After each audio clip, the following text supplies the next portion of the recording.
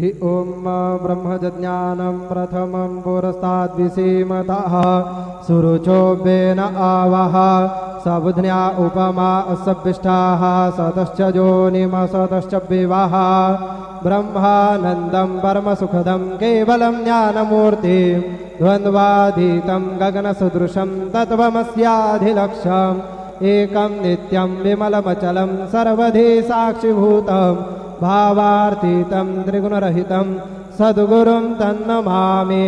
गुरुर्ब्रह्मा गुरुर्विष्णु गुरुर्देवो महेश्वरः गुरुर्साक्षात् परब्रह्म तस्मै श्री गुरवे नमः।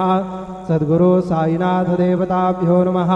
ध्याये ध्यानं समर्पयामि चरणकमले चन्दनं तवाङ्गन्तर्बाखनौ स्तवामिन्द्रस्त्वां बृहस्पतिः तवामोखधे सोमो राजा विधवान् लक्ष्मादमुच्यत चन्दनस्यो